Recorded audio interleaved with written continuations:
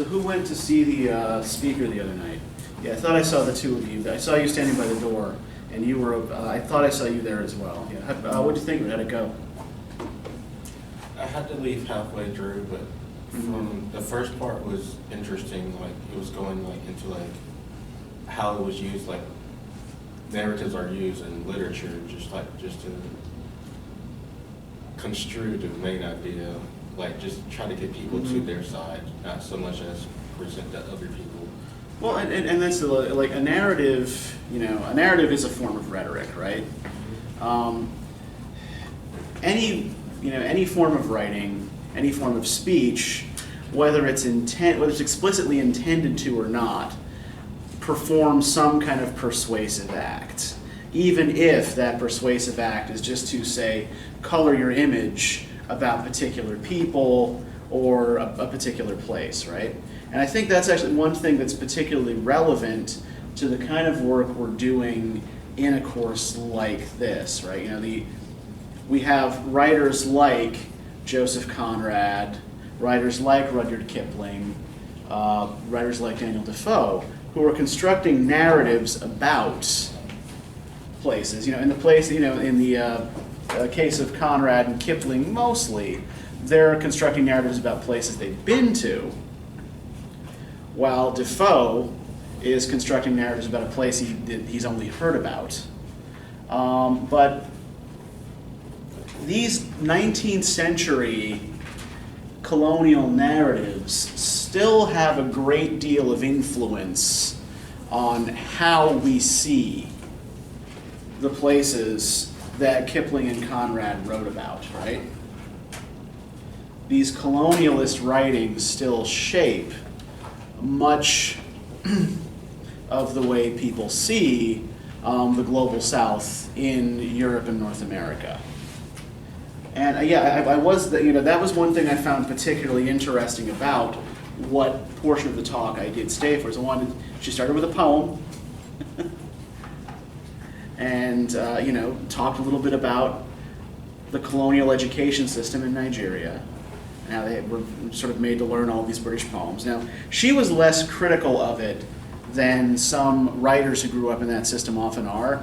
You find, like, for example, a lot of writers from India who'll complain about having to learn this William Wordsworth poem about daffodils, and like they had no idea what the hell a daffodil was, right? You know, daffodils don't grow in India. But I did think that the focus was good for us and good for our purposes. Okay, so that said, what'd you think of Kipling? How'd this go for you? I think the story got interesting when the two guys went to the office, but one of my biggest complaints was too many filler actions.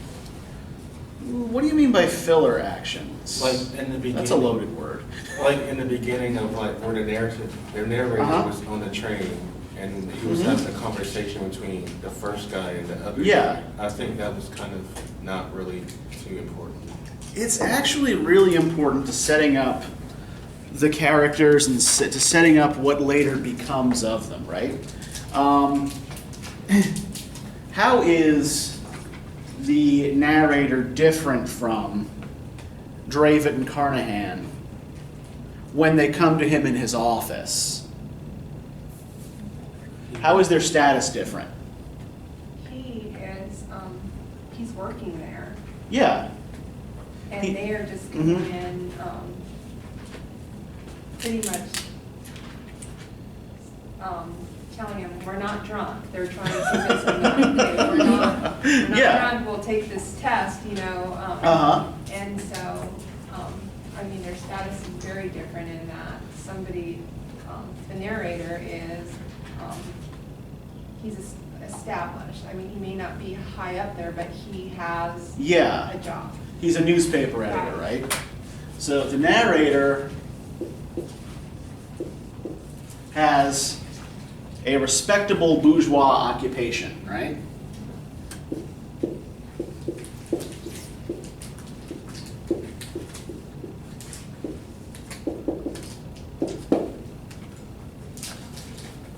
What about Dan and Peachy? What's the word that the narrator frequently uses to refer to them as sort of, their sort of status?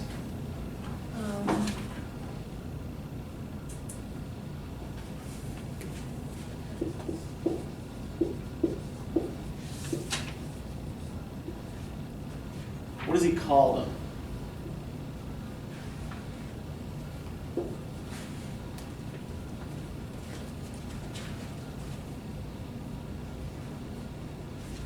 I don't recall. He just really built them by their appearance, mostly Dan. Yeah, Dan has that big bristling red beard, right? Yeah. And Peachy has those thick black eyebrows.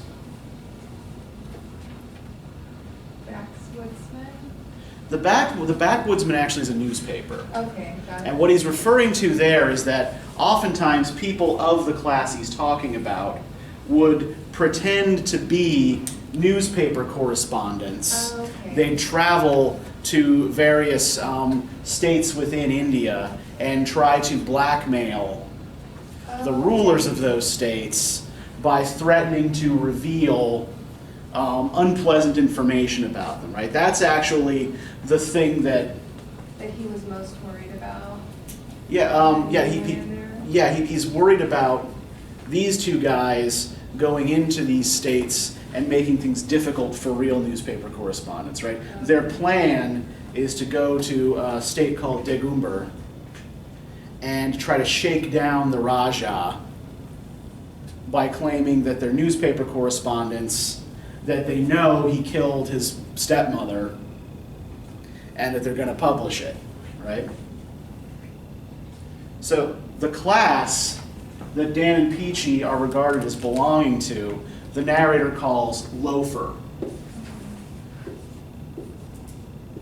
And maybe this marker isn't so good. So a loafer in colonial Anglo-Indian parlance isn't when we use the word loafer, what do we usually mean by it when we call somebody a loafer? Somebody who's lazy. Yeah, somebody who's lazy, somebody who just lies around all day, doesn't do any work, right? A loafer in Anglo-Indian parlance is really more like a drifter or a vagabond, right? Someone of no fixed residence and no fixed occupation, who wanders around, sometimes doing honest, legitimate work, sometimes engaging in criminal activity, basically making a living however they can. Now, this story is first published in 1888. December 1888. It's actually the very end of that year. But much of the action, and I promise that this is actually sort of getting to the point that Brandon raised at the beginning of class, right? And just by a roundabout way. Much of the action in the story is dependent on an event that occurred in 1857. Come on. I don't have any of these damn markers work. And this one doesn't work at all. Okay, so in 1857,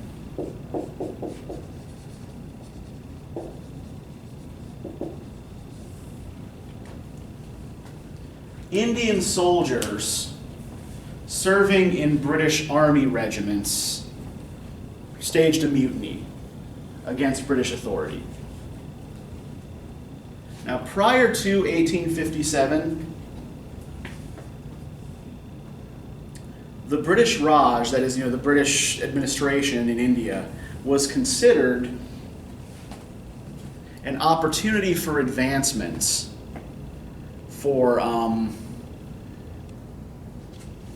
people who didn't want to, essentially for young men of ambition who didn't want to stick around in Britain.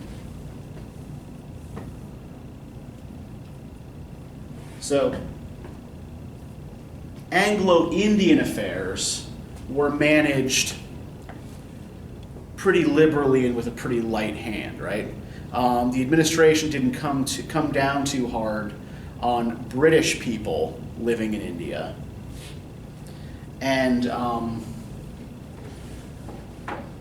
class distinctions among Anglo-Indians were not as strict as they would have been in Britain. Now, in 1857, when the Indian Army mutinies, things change. The British start to think that they ruled with too free a hand, that they allowed Anglo-Indians to mix too freely with native Indians. In fact, they blame mixed race soldiers for much of the trouble,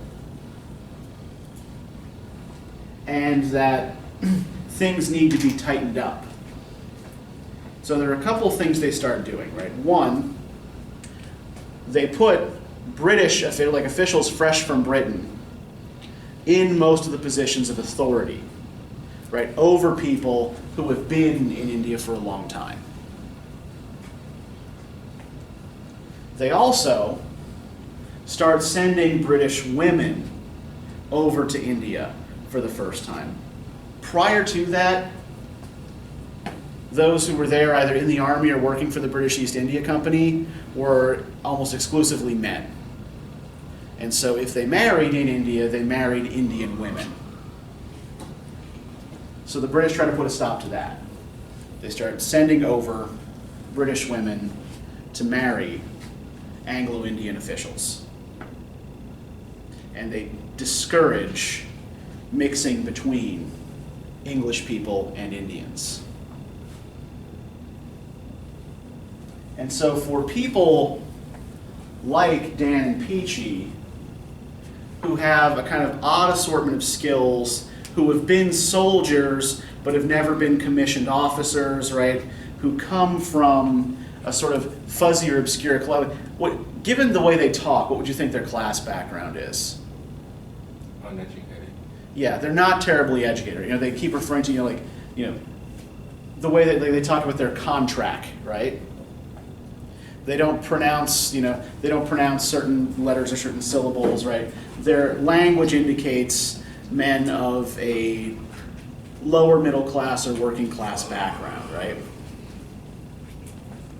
So somewhere in there, I remember reading that they had made a comment that they could read, but they weren't very smart or something. Yeah, we can read, but we're not very educated. Yeah. So yeah, they make a point of saying that they are able to read, yeah, despite not being terribly educated.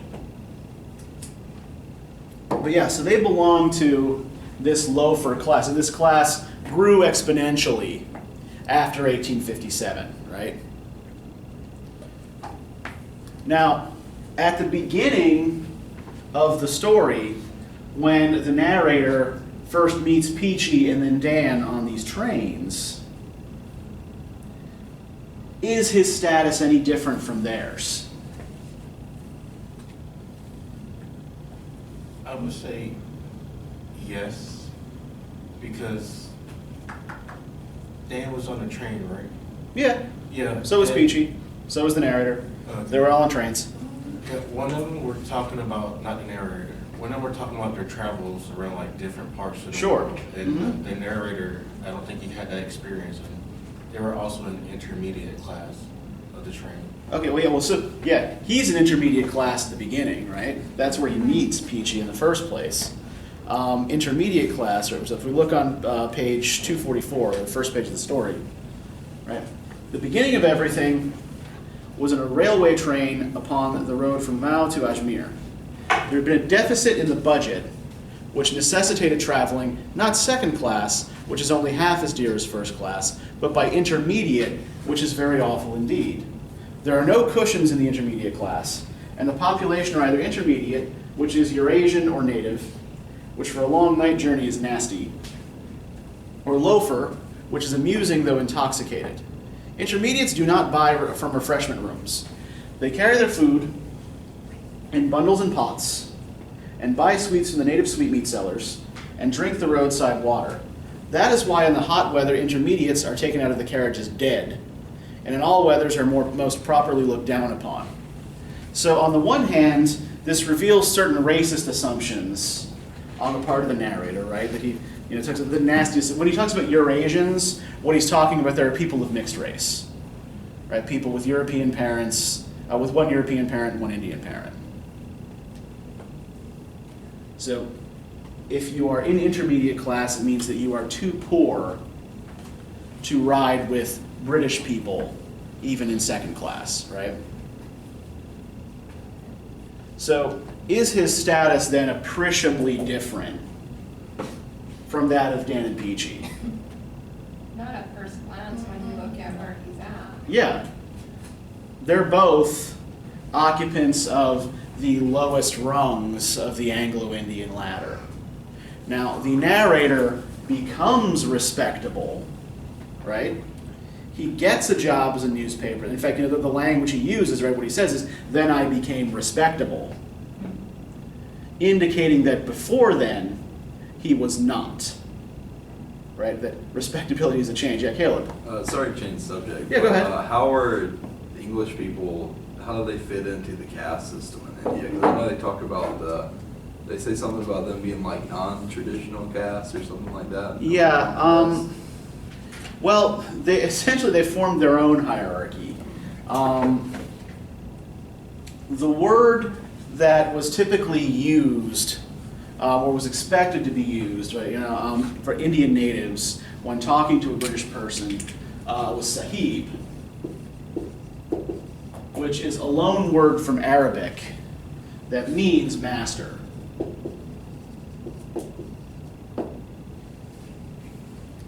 And the figure of what's called the Pukka Sahib,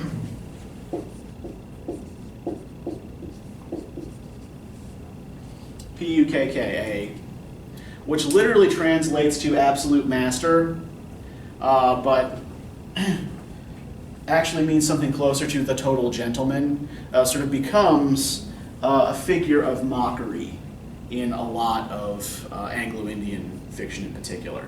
We'll sort of cover that a little bit more when we talk about Orwell and Burmese Days. I'm just going to sort of introduce that now. The fact of the matter is like that the British East India Company ruled primarily through economic power and military force. They didn't really fit into the traditional caste system. But then again, they wouldn't have been the first rulers of most of India for that to be the case, right? The Mughal Empire, for example, was in there before the British East India Company came in, and as Muslims, they would also have been regarded as untouchables, right? Anyone who's not a Hindu is an untouchable, and so you're supposed to your limited with your dealings with them are supposed to be limited, right? You're not supposed to eat food that they've prepared, that sort of thing. So yeah, I guess the short answer to your question is that they didn't really. They just kind of they let it, and in fact they would often try to, particularly after 1857, the British did a lot to try to eliminate certain native customs that they believed led to rebellious attitudes. The caste system being one of them. But then again, Gandhi also felt the caste system should be abolished, so. Right, anyhow, where were we? Right, so yes. Now there's one other thing, apart from loafer status at the beginning, that the narrator has in common with Dan and Peachy that is never quite obviously stated, but is alluded to by certain language in the text. Right, we look on page 246.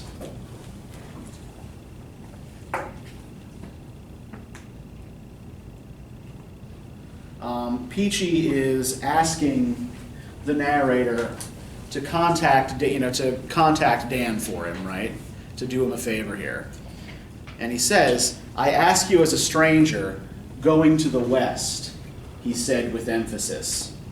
"Where have you come from?" said I. "From the east," said he, "and I am hoping that you will give him the message on the square for the sake of my mother as well as your own."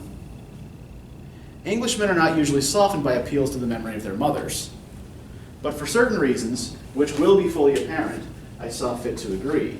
Now, the reason he sees fit to agree is that all of this language is Masonic Code, right? These are words that are used to identify a brother Mason. So, Peachy asks a stranger going to the west. The narrator gives the correct response back. And so he knows then he's talking to another Freemason. Right? So not only are they, at least in the beginning, brother loafers, they are also all Freemasons.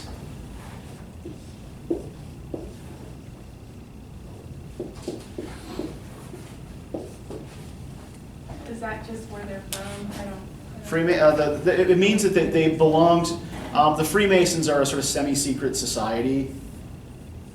They have a set of rituals they don't share with non-members. There's certain entry requirements, and you're expected to help other members of the organization when and if they need it. So, does the narrator fulfill his Masonic duty to his two brother Masons? Sort of, right? He does give the message to Dan. But then, what does he go and do?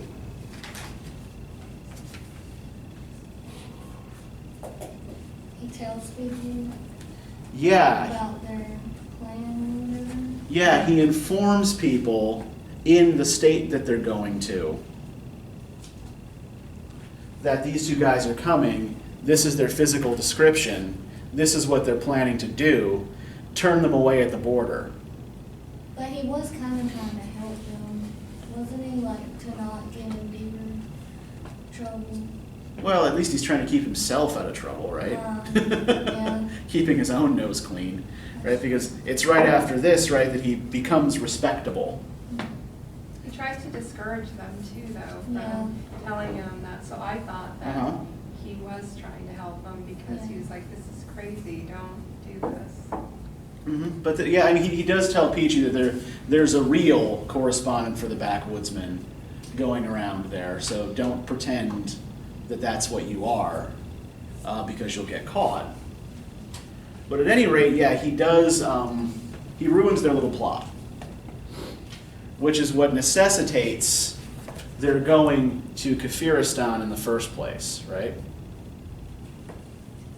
Now, Kafiristan, as we see on the map that I've had sitting up here since the beginning of class, right, is a real place. This is one thing that a lot of critics of this story seem to fail to grasp, that yes, this place actually does exist. Kipling didn't make it up. It's real. And it's right on like the northeastern border of Afghanistan with what is now Pakistan, right? So it would have been outside of the area of Anglo-Indian administration, but just outside of it, right? British India included not just what is now India, but also what is now Pakistan, what is now Bangladesh, most of what is now Burma and Nepal, right? Those were not, at the time, individual independent nations. So this is just outside the area of British authority, and what it might have been attractive to a pair of adventurers for a number of reasons. One, people didn't know very much about it, right? There's a lot, actually, the books that he gives them on Kafiristan, right, are real books, right? But they don't give them very much information. In large part because Kafiristan is surrounded by mountains, so it's inaccessible. And the people are, or were, different from their neighbors in one very important respect, right? Afghanistan, in the late 19th, early 20th centuries, was ruled by a Muslim emir by the name of Abdul Rahman. And Abdul Rahman is the guy Dan pretends he's going to be going to sell pinwheels to, right? When he's disguised as a mad priest. Virtually all of the surrounding country around Kafiristan was Muslim. Now, Kafiristan itself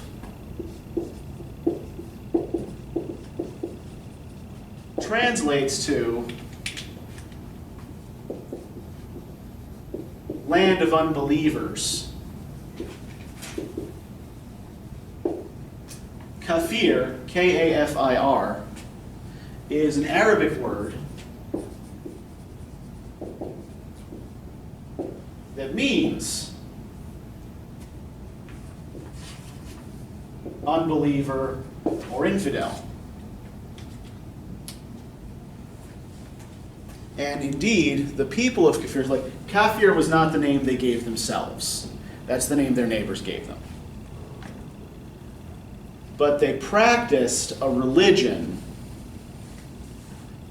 that was similar to what we think the pre-Hindu Vedic religion was like. Right? So, you know, the religion that's described in the Hindu text known as the Vedas, right? Before it kind of gets codified into official Hinduism. And so, you know, kind of like that plus folk traditions. And so because they were of a different religion than people in the neighboring provinces, they tended to be hostile to outsiders coming in, because when those outsiders came in, they were usually trying to conquer or convert them, right?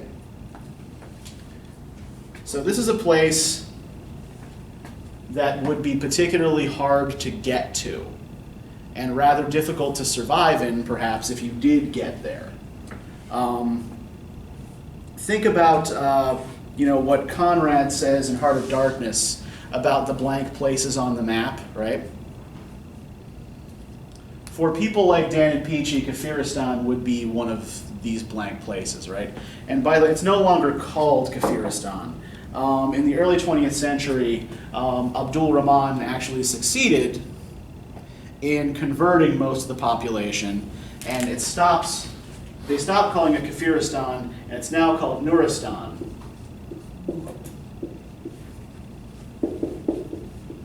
Which means land of the enlightened.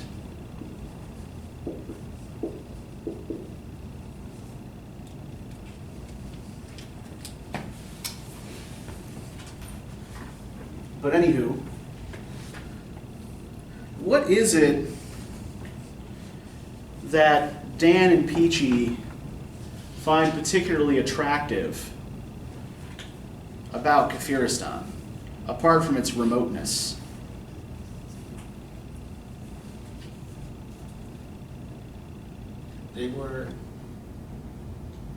They had undeveloped technology.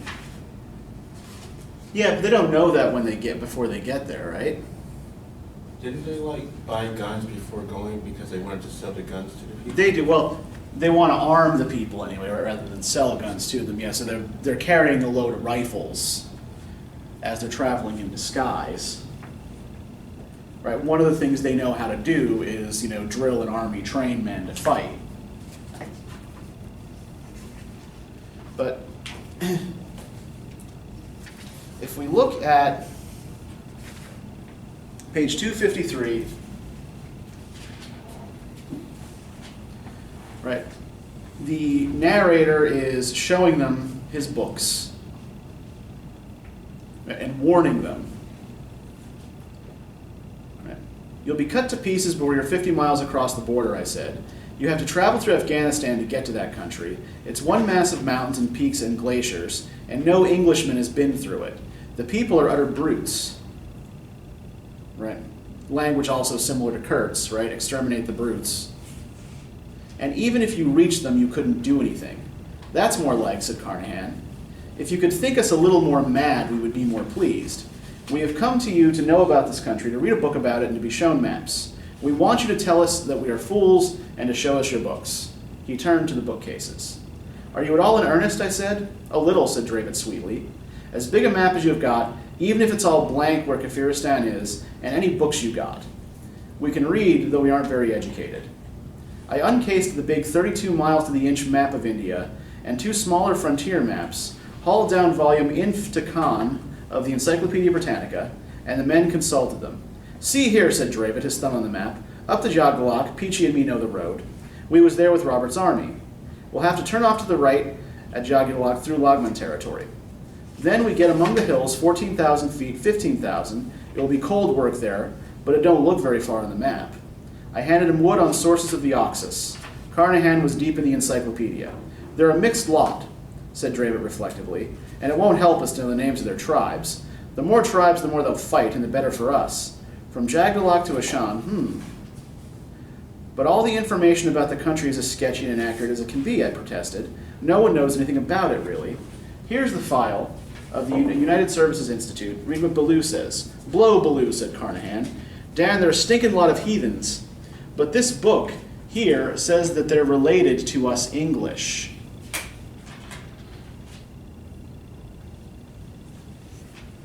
So there's this blank spot on the map, right? This country that no English people know anything about, that no English person has been to.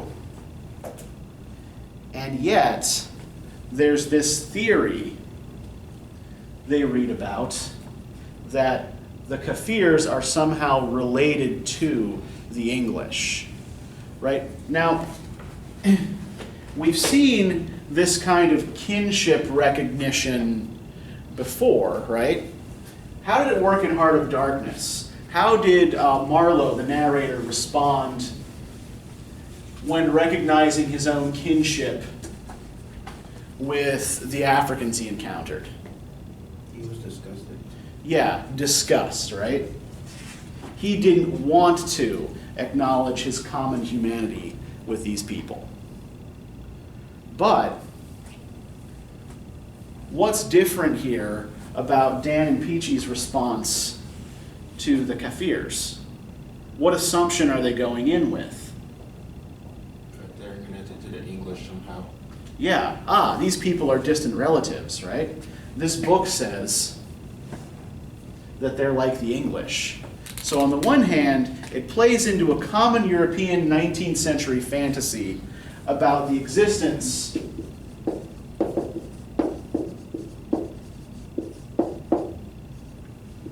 of white savages who are just waiting for someone from the mother country to come and bring them back into the fold, right? The same sort of fantasies that,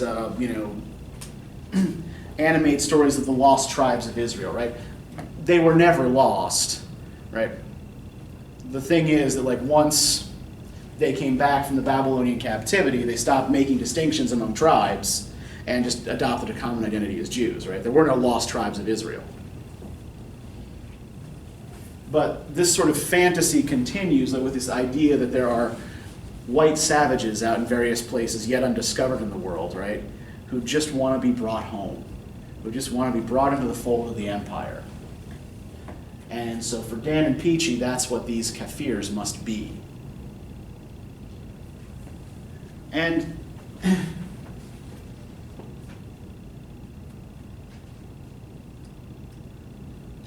how exactly does this play out when they actually reach it? What do they discover about the Kafirs when they actually get to this country? violent, or they had enemies. They were at war. So. Okay, at war mostly with each other, right? The various villages are at war with each other. Okay, yeah. But what else do they figure out about these people? From more of an identity kind of perspective. Wasn't there like their religion? Okay, yeah. What's funny about their religion? Or about their temples? Or their practices? What do Dan and Peachy recognize, or think they recognize, in these practices? Something that really stuck out, which I didn't really understand, is like the mark in the stone. Yeah. Yeah. It looks to them very much like a Masonic symbol, right? That's what they think they see under the stone.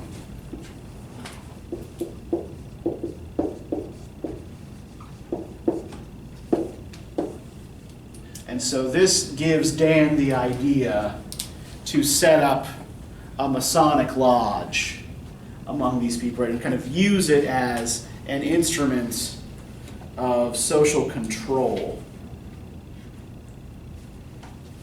If you look on page 265, right, Peachy says Dravet, "We don't want to fight no more. The craft's the trick, so help me." And he brings forward the same chief that I left at Bashkai, Billy Fish we called him afterwards, because he was so like Billy Fish that drove the big tank engine at Mach on the bowling in the old days. "Shake hands with him," says Dravet, and I shook hands and nearly dropped, for Billy Fish gave me the grip. I said nothing, but tried him with the fellow craft grip. He answers all right, and I tried the master's grip, but that was a slip. "A fellow craft he is," I says to Dan. "Does he know the word?" "He does," says Dan, "and all the priests know. It's a miracle. The chiefs and the priests can work a fellow craft lodge in a way that's very like ours, and they've cut the marks on the rocks, but they don't know the third degree, and they've come to find out. It's Gord's truth. I've known these long years that the Afghans knew up to the fellow craft degree, but this is a miracle. A god and a grand master of the craft am I, and a lodge in the third degree I will open, and will raise the head priests and the chiefs of the villages." "It's against all the law," I says, "holding a lodge without warrant from anyone. And you know we never held office in any lodge." "It's a masterstroke of policy," says Dravet. "It means running the country as easy as a four-wheeled bogey on a downgrade. We can't stop to inquire now, or they'll turn against us. I've 40 chiefs at my heel, and passed and raised according to their merit they shall be. Billet these men on the villages, and see that we run up a lodge of some kind. The temple of Imbroke will do for the lodge room. The women must make aprons as you show them. I'll hold a levee of chiefs tonight, and the lodge tomorrow." So, this is a pretty astounding coincidence, right? That these people seem to know, or to be familiar with, certain common Masonic practices and symbols. But only up to a point, right? Only up to a relatively low level of initiation. So, what Dan and Peachy are promising to do, or proposing to do, what Dan is proposing to do really, right, is teach a few select chiefs and priests the next grade of initiation in Masonic ritual. And using that as a kind of inducement to get them to obey, right, to get them to fall in line, right? If you are very, very good and do just as I tell you, I'll initiate you into the next grade of the mysteries, right? And that gives you standing amongst your fellows. So yeah, they use this secret society of which they and the narrator are members as a means of controlling this population. And we see here as well, like, all kinds of different invented rituals that they come up with, right? We look on page 262. Actually, even before that, look on page 261 when they first have made allies of Billy Fish and his men. And what do we notice about the names that they call the Kafirs by? Do they bother to find out what they call themselves? Much like Crusoe did with Friday, right? They give them all English names. He turns around to the men and nods his head and says, "That's all right, I'm in the know too, and all these old Jim Jams are my friends." Then he opens his mouth and points down it, and when the first man brings him food, he says no. And when the second man brings him food, he says no. But when one of the old priests and the boss of the village brings him food, he says yes, very haughty, and eats it slow. What's he doing here? Why does he refuse the food the first two times? I took it to be that he didn't want to seem too eager to, like, he wasn't that hungry. I mean, Is it about his own lack of eagerness, or is it about who brings him the food? Yeah, that's what I thought. It was who brought him the food. Yeah, he has. It's when the priests and the chief bring him the food, Okay. then he'll eat it. Right? That's a proper show of the leaders of the village behaving subserviently towards him. Right? He doesn't want just any old villagers bringing him food. Right? Ordinary people, no. It doesn't matter if ordinary people are subservient to him. What he wants is the leaders to do what he says. What he wants is the leaders to bow down to him, right? And this is how he constructs this sort of identity of himself as a god, right?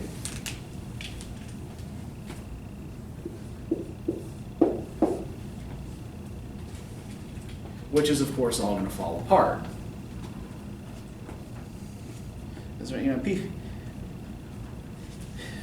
Impersonating a god doesn't usually work out too well for anyone, right? So if you look further down 262, right? "I wasn't king," said Carnahan. "Draven, he was the king, and a handsome man he looked with a gold crown on his head and all. Him and the other party stayed in that village." Notice how, like, Peachy, as he's narrating the story to the newspaper editor, constantly kind of dissociates, right? And refers to himself in the third person, as though he's talking about someone else. "Him and that other party stayed in that village, and every morning Dravet sat by the side of old Imbra, and the people came and worshipped. That was Dravet's order. Then a lot of men came into the valley, and Carnahan and Dravet picks them off with the rifles before they knew where they was, and runs down into the valley and up again the other side, and finds another village, same as the first one, and the people all falls down flat on their faces, and Dravet says, 'Now what is the trouble between you two villages?' And the people points to a woman, as fair as you or me, that was carried off, and Dravet takes her back to the first village, and counts up the dead, 8 there was. For each dead man, Dravet pours a little milk on the ground, and waves his arms like a whirligig, and says, 'That's all right,' says he." Why does Dravet do this? Why does he pour out a little milk for each dead man and then spin around like a whirligig and then say, "That's all right"? What's he doing?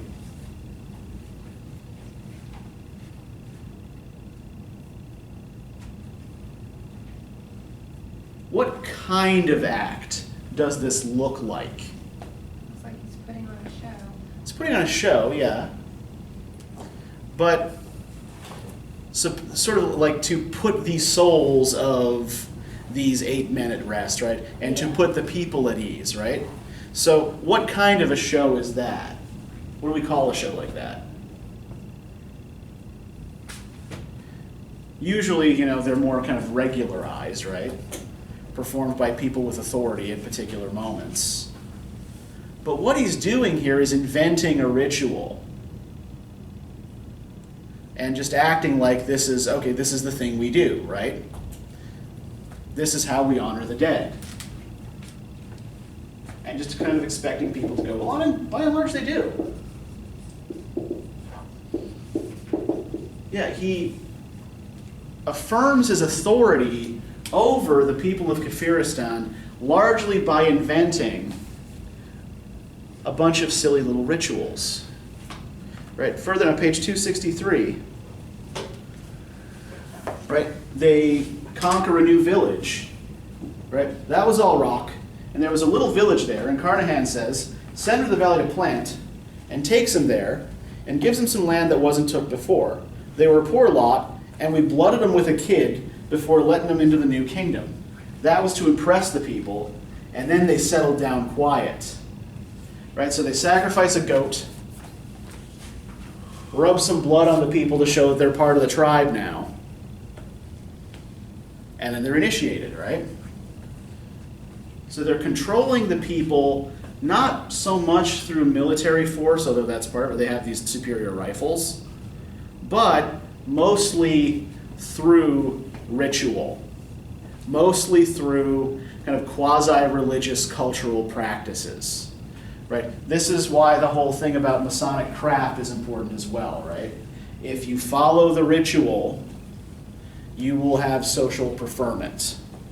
You will be advanced over your peers. Right? So, how does this all come crashing down?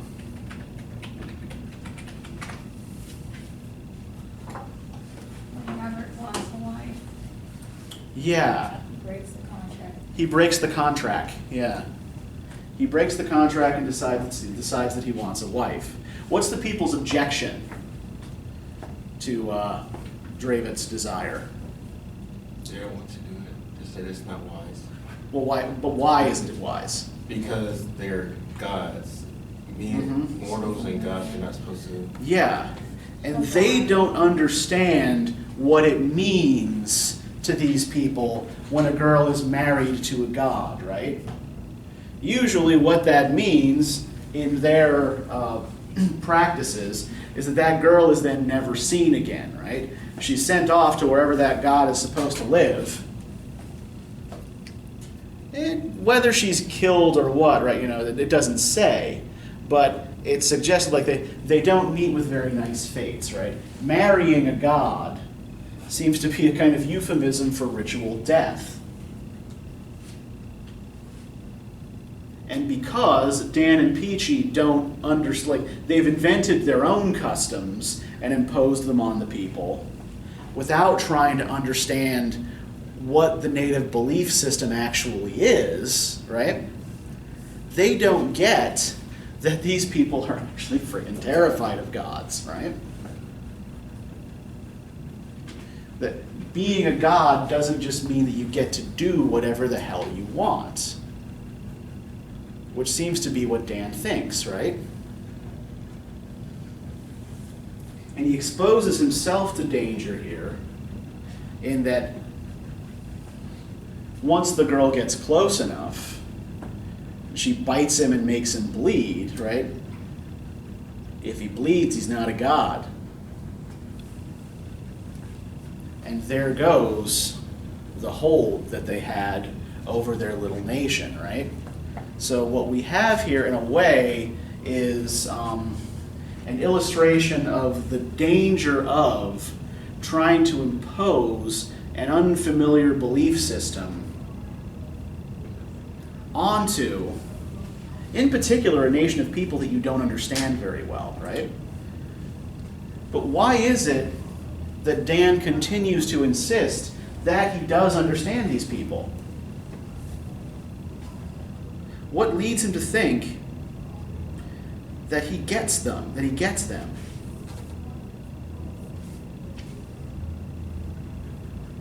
Because they resemble English people more and more. Yeah. He keeps insisting that these are English people, right? Even as evidence should continue to tell him that they're not. And what is it that leads him to continue to insist that they're English? How loyal they are with the army? How would they follow orders? Okay, well, anybody can be taught to follow orders, right? What do they look like? He makes the statement just as fair as you and I. Yeah. He's basing this on their coloring, right? The fact that the Kafirs are light-haired, blue-eyed, and fair-skinned. Which, by the way, the story doesn't make this clear, but this is certainly not true of all the people of this region. It is true of some, but then again, it's also true of a lot of people who are native to the North Indian state of Kashmir. Right, so what he's taking as evidence of European kinship is pretty damn superficial, right?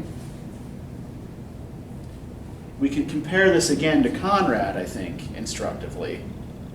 Right?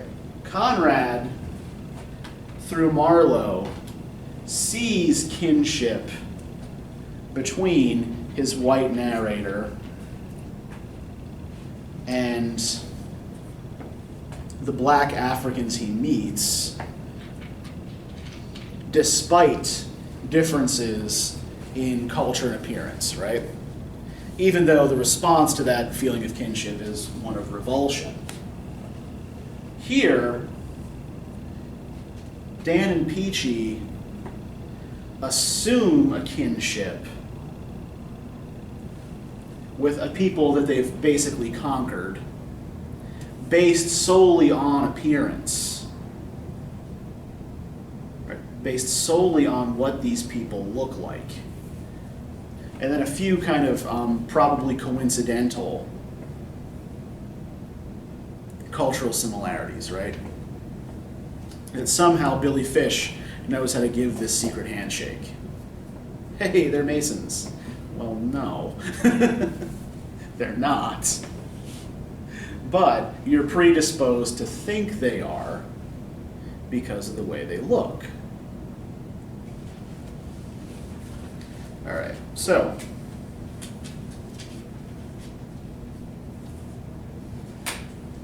what about what happens to Dan and Peachy? What did you make of what becomes of these two ex-loafers? The power really went to Dan's head. Okay. Because one particular scene that stuck out is that Dan was saying, "I'm a god now," and to Peachy, it's like, "Sorry, I don't need you anymore." And Peachy's saying, like, "We work together." Like, he did everything that Dan asked him to do, like, to the best. Yeah, it's clear that Dan sees himself as the senior partner here, right? Yeah. And when he starts thinking about his marriage and what's going to come of this, right, page 270, right, you're a first-class commander-in-chief, and the people know you, but it's a big country, and somehow you can't help me, Peachy, in the way I want to be helped. Go to your blasted priests, then, I said, and I was sorry when I made that remark, but it did hurt me sore to find Daniel talking so superior when I drilled all the men and done all he told me. Don't let's quarrel, Peachy, says Daniel without cursing. You're a king too, and the half of this kingdom is yours, but can't you see, Peachy, we want cleverer men than us now. 3 or 4 of them that we can scatter about for our deputies. It's a hugest great state, and I can't always tell the right thing to do, and I haven't time for all I want to do, and here's winter coming on and all. He stuffed half his beard into his mouth, all red like the gold of his crown. So what they're talking about here, what Daniel is talking about, is setting up a conventional colonial administration like the one they left behind in India, right? It's like, okay, we've managed to make ourselves kings, but we don't actually know how to run a country, right? And this job is too big for us. So we need underlings, we need under-administrators. And of course, they need to get them from England, right?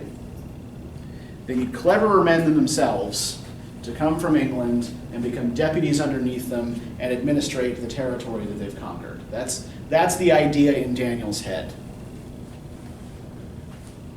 And he needs a wife. He also needs a wife. That is another way in which Peachy cannot help him.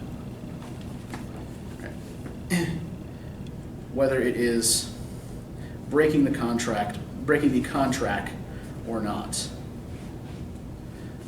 But I think what I was talking about, right, was the way the Kaffirs deal with Dan and Peachy when they're found out. What did you think of that? What do they do to Dan? Killed him. Like, he walked to the bridge, cut off the rope. Yeah. They send him out onto a rope bridge, make him stand there, they cut the rope, and he falls. Now, Peachy's account of Dan's death is a little bit inconsistent, right? Does he fall into the water? Does he get caught on a rock? Right? Does he really fall for half an hour before he hits the river? But it's clear that Peachy is pretty broken at this point, right? Now, what did they do to Peachy? They crucified him. Yeah. And he's got the marks on his hands to show it, right? They crucify him and make him watch what they do to Dan. But then because he survives, they say, okay, maybe you really are a god, but you know what? Get the hell out of here anyway. Take him back to the temple, give him some food, give him Dan's head as a reminder never to come back, and shuffle along. Why do you think these two particular punishments for these two loafers? It's because Peachy was more kind towards the people, while Dan was over-abusing his power. I don't know, I think it was to make a mockery of them calling themselves gods. Uh-huh. Because Jesus could walk on water. Mhm. And so But these are people, yeah, it's funny actually that you say that too, because yeah, like these people are not Christians, yeah. right? They probably don't know who or what Jesus is, yeah, but that is interesting, yeah, the Dan is, okay, you're a god, yeah, go ahead, walk on water. Yeah, that's what it made me think of. Yeah, and Peachy is crucified, which was a specifically Roman And then way like, to execute the someone. cutting off of the head was a very English thing to do. Mm-hmm. So Yes, behold the enemy of the people. Yeah, like Yeah. really more of a French Revolution kind of thing to do. So, yeah, but well, you know, actually, now that I think of it, that puts me in mind now of the death of Charles I. The Cromwell and the Puritans rising up against the Royalists and taking the king's head off. Yeah, that was actually something that had never really occurred to me before. But it's funny, yeah, they do seem to be I think this is one of the things that makes Peachy's narration a little unreliable, right? Is that yeah, because I always felt like, how did these people know these things? Yeah. Like the Masonic, and when like the inventing of the rituals, I always like when you said it, I was like, did they actually know of these things? Because people still like pour like libations, like sure, it's like a known thing. Yeah, like the cutting of the that dates at least from the Greeks. Yeah. Yeah, cutting up and putting the blood on the head, that's common too. And sure. So and I was like, would they recognize it, or did he really invent it, or? That's a really good point. I don't know. Have any of you ever read Frank? I mean, I'm just going to sort of veer off for a second to the realm of science fiction, but I think this is actually relevant. Have any of you ever read Frank Herbert's novel Dune? I think there's a drama of Eugene O'Neill, like King Jones King. Emperor Jones. Yeah. Yeah. So, a lot of similarities between this story and that one. Sure. And I think what I'm thinking of specifically in terms of Dune is that there's an organization called the Bene Gesserit who primarily what their goal is eugenics, right? They're trying to breed a super being, but their sisterhood has planted on various planets through what they call the Missionaria Protectiva, like certain prophecies and sort of common ideas and rituals, so that when their members go to these planets and they know the code, right, then they'll be welcomed by the people. And there seems to be kind of like something similar kind of at work here, right, is that the assumed Englishness of the Kafirs leads Peachy and Dan to see similarities that aren't there, and to regard these people as fellow English people who need to be brought into the empire in Queen Victoria's fold, right? That they're just lost cousins, right? I mean, at one point, Dravid says that that they now regard him as the son of Alexander the Great, right? And there are stories of, just to go back to that whole lost tribes thing. I mean, yeah, Alexander the Great's armies made it as far as India, right? And then he died of fever, and so much for him. But many of his soldiers did stay behind. And particularly in what is now Pakistan, there were large pockets of people of Greek descent. And there were these sort of myths of these sort of lost tribes of pure Greeks that were out there in the mountains. And that seems to be one of the things that Dan and Peachy are reading on to this group of people, the Kafirs. And did they ever say the wife's name? No. Yeah, because, and even that reminded me of like Delilah and Samson, like the sending of the woman to, deceive the... Yeah. So to what extent is, Peachy's clearly, he's been somewhere, right? Yeah. He's been through some serious and awful shit. But yeah, to what extent is he still merely reading previous knowledge and previous is he just sort of making up a story based on his previous experience and previous knowledge?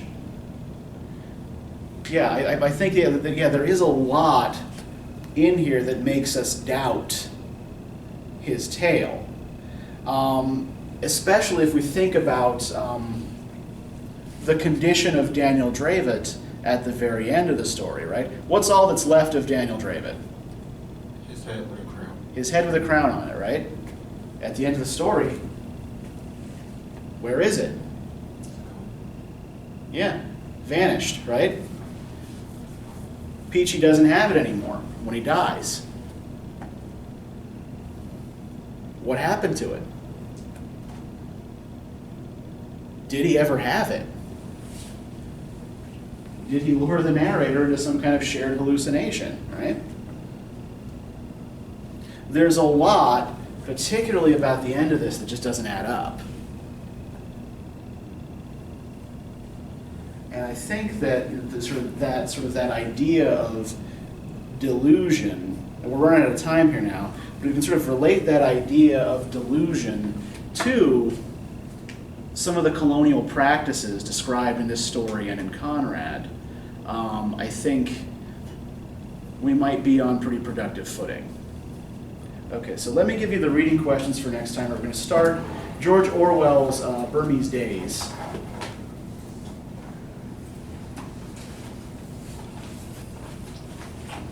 Page numbers are on the syllabus.